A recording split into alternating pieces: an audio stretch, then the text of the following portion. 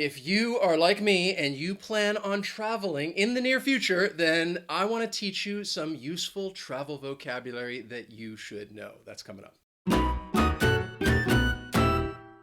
Hey everyone, my name is Wes. This is Interactive English. The channel is all about trying to help you practice and improve your English skills. And today, I want to help you build your vocabulary because I think many of you out there are ready to travel after lockdowns and not being able to go places, visit family and friends.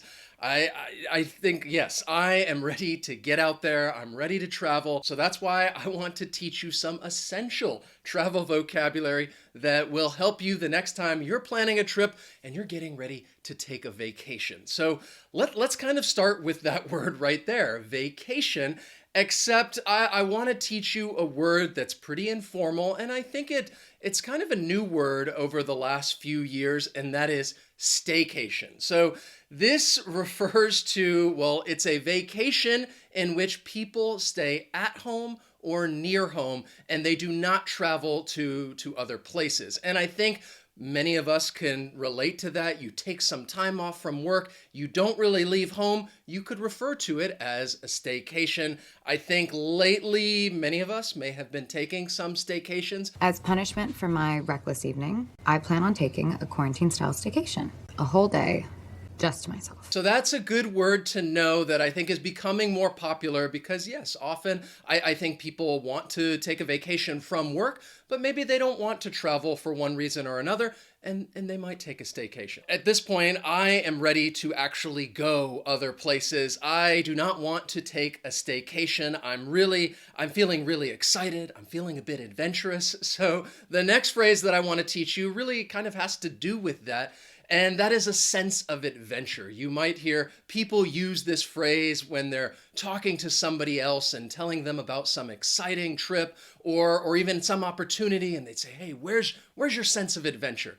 So this refers to people kind of getting outside of their daily surroundings and doing something unusual, doing something different, and sometimes it may even be a little bit dangerous, and you refer to a person's sense of adventure. Next, I want to teach you the difference between two words that I think learners might sometimes confuse and really talk about how they're different, and that is book and reserve. Two words that I think are very common when talking about travel, and I'm referring to the verbs, to book something or to reserve something.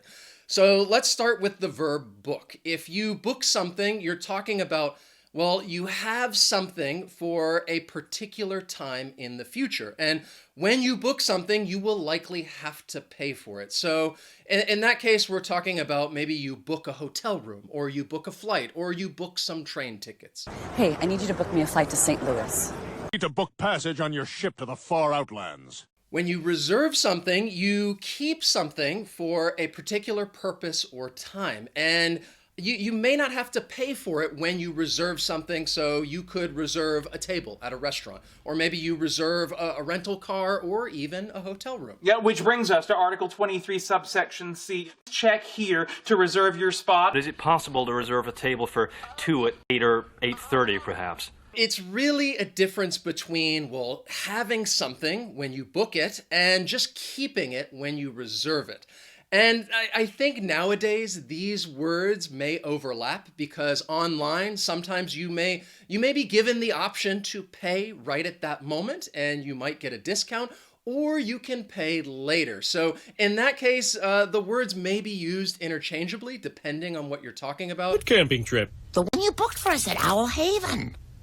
The one you have to reserve a year in advance. So I think because of the internet, these words will maybe tend to overlap, which is another reason why they can be so confusing. We can also use these words as nouns, a booking or a reservation. In my opinion, I think it's more common that you might hear people talking about a reservation than talking about a booking. But as a verb, I think people will use both. And remember, the difference is really between when you book something, you have it, mostly because you pay for it. And when you reserve something, it's like you're just keeping it because you haven't paid for it yet. Then I want to talk to you about these two words right here and show you how they're different. And really, they're just opposites when you talk about peak and off-peak. They're very useful, especially if you're getting ready to travel. So peak is really referring to, well, the highest level, which means that off-peak refers to, well, when something is not at the highest level. And you could use this when talking about time, like if a restaurant is busy and you could say, well, these are the peak hours and these are the off-peak hours.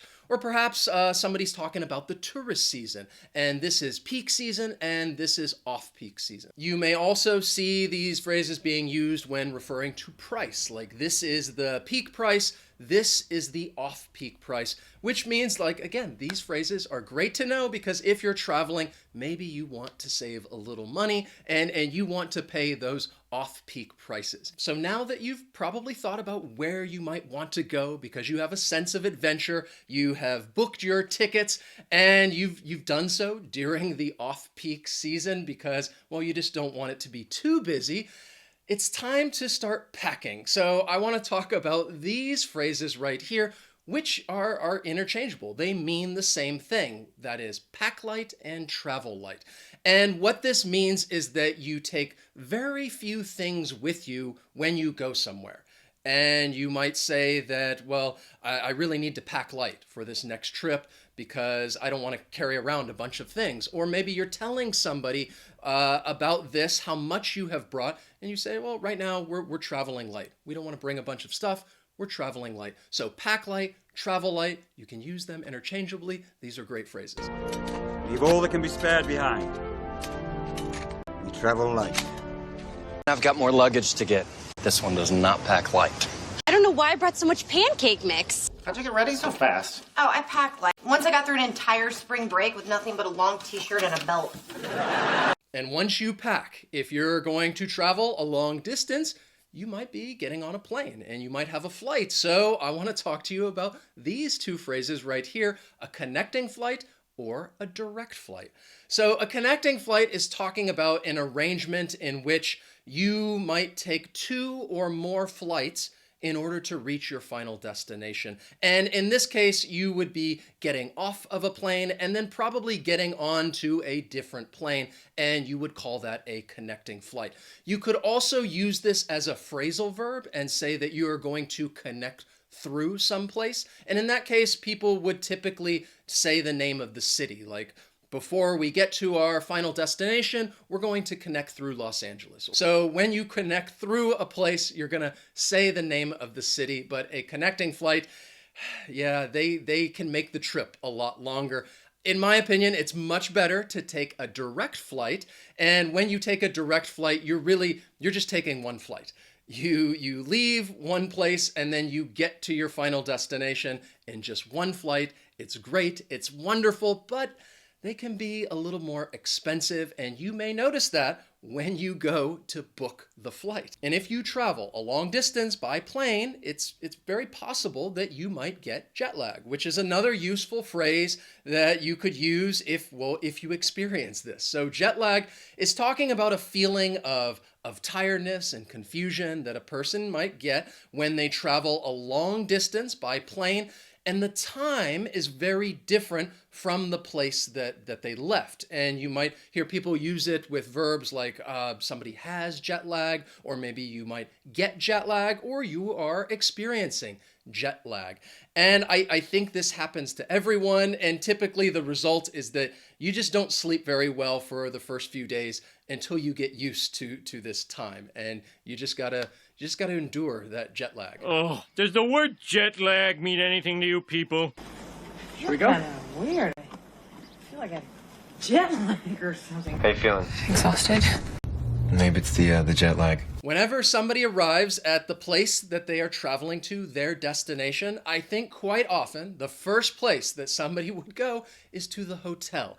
And in that case, I want to teach you a couple of phrasal verbs that are very common when traveling, and that is check in and check out. So check in means that you are reporting your arrival at an airport or hotel. So when you check in at the airport, you might get your boarding pass. And check in this case may also be used as a noun, the check-in. We need to go find the check-in.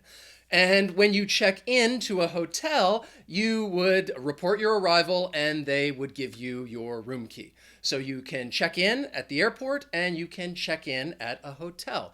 Check out means that you're leaving and you are paying the bill and returning your room key. So you would check out of a hotel. And with this phrasal verb, we do not use it when talking about flying. We only use it when talking about a hotel. You can check into a hotel and then you would check out of a hotel. But if you're talking about a flight, you're only going to check into your flight. And when you're traveling, especially if you're traveling to another country, it's very important that you know the exchange rate. And this is talking about the rate at which money in one country can be changed for money in another country. You want to know the exchange rate because when you change that money, you want to make sure that you're not losing a lot of money in that process. And personally, I would not recommend changing money on the street. Many places that you might go to, you might find this little kiosk where you can exchange money. And that is actually the next word that I want to talk to you about,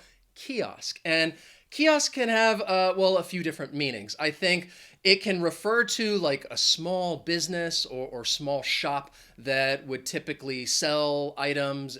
For example, you would find them maybe at a mall. Hey, Ned. I can't hack it anymore. You want to buy my side of the kiosk? I'll get all the people coming out of Sears. Kiosk can also refer to, a small building or a small business in which you are buying something or you're exchanging something through a window. So somebody's on the other side and maybe you are buying some concert tickets and you go to a kiosk. Or, like I mentioned, at many airports, you might find a kiosk where you can exchange money, and you do this through that small window. It could also refer to a small machine in public places that you could go to perhaps get information or maybe even buy tickets like train tickets. And finally, I want to teach you this is more of a proverb. It's a great expression, very common, related to traveling, and that is when in Rome.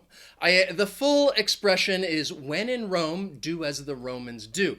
However, most of the time, people are just going to shorten it and say when in Rome. What this means is that when you are visiting another place, you are going to follow the customs of that place. So maybe you travel to Japan. If you're in Japan, you might want to try eating with chopsticks because that's what many people who live in Japan do. So you would say, yeah, I'm going to try this. I'm going to do it when in Rome.